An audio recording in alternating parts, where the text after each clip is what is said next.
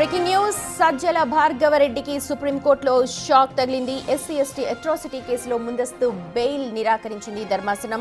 నిబంధనల ప్రకారం SC ST atrocity కేసుల విచారణ ఎదుర్కోవాలని సూచించింది. ఇక ప్రత్యేక కోర్టులో బెయిల్ కోసం దరఖాస్తు చేసుకోవాలని కూడా ధర్మాసనం తీర్పిచ్చింది. సామాజిక మాధ్యమాల దుర్వినియోగం భరించరాని స్థాయికి వెళ్లింది అన్న సుప్రీం ధర్మాసనం కామెంట్ చేసింది.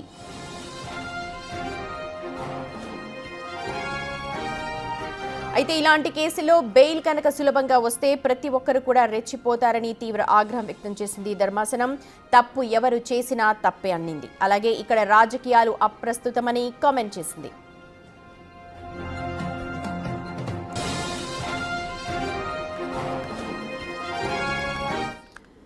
రైట్, సజ్జల భార్గవరెడ్డికి సంబంధించి సుప్రీంకోర్టులో అయితే షాక్ తగిలింది. దీనికి సంబంధించిన అప్డేట్స్ ని మా ప్రతినిధి శివ అందిస్తారు. Shiva, over to you.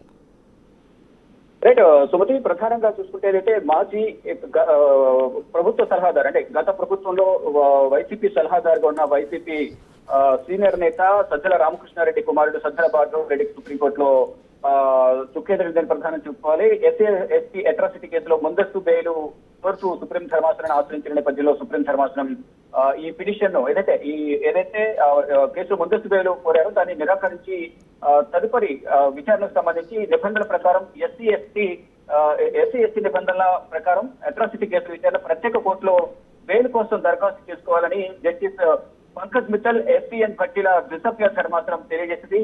సామాజిక మాధ్యమాల దుర్వినియోగం భరించరాని స్థాయికి వెళ్లినట్టు కూడా సుప్రీం ధర్మాసనం ఆగ్రహం వ్యక్తం చేసింది. అంటే గత ప్రభుత్వ హయాంలో వైసీపీ ప్రభుత్వం ఉన్న సమయంలో సోషల్ మీడియాకు సంబంధించి ఇన్ఛార్జిగా ఉన్న సజ్జల భార్గవరెడ్డి ప్రతిపక్ష పార్టీలకు సంబంధించి కానీ ఇతర పార్టీలకు సంబంధించిన నేతలకు సంబంధించి ఇష్టానుసారం సోషల్ మీడియాలో పోస్టులు పెట్టడం వల్ల దానికి సంబంధించి ఇప్పుడు ఇబ్బందులు ఎదుర్కొంటున్న పరిస్థితి కనిపిస్తుంది. తప్పు ఎవరు చేసిన తప్పేనని ఇక్కడ రాజకీయాలు అప్రస్తుతం అంటూ కూడా సుప్రీం ధర్మాసనం తెలియజేస్తుంది. ఎవరు తప్పు చేసినా వ్యవస్థలు చర్యలు తీసుకోవడం తప్పదంటూ కూడా సుప్రీం ధర్మాసనం కూడా ఆగ్రహం వ్యక్తం చేసింది. ఇక ఏదైతే బెయిల్ కోరుతూ సుప్రీంకోర్టులో పిటిషన్ దాఖలు చేశారో దాన్ని నిరాకరించింది. తదుపరి ఏదైతే ప్రత్యేక కోర్టులో బెయిల్ కోసం దరఖాస్తు చేసుకోవాలి, కానీ విచారణకు హాజరు కావాలనేది కూడా శివ, ఇక్కడ సుప్రీంకోర్టు చాలా కీలక కామెంట్స్ చేసిందని చెప్పాలి. ఎందుకంటే సోషల్ మీడియా పేటరెగిపోతున్న ఈ సమయంలో, ఇలాంటి సమయంలో సూచనలు చేయడం కరెక్ట్. అలాగే ఎంత పెద్ద స్థాయిలో ఉన్నప్పటికీ కూడా తప్పే అంటూ దాన్ని కరెక్ట్ చేయడం, న్యాయం అందరికీ ఒకటే చేయాలి, తప్పెవరు చేసే ఇలాంటి సూచనలు అన్నది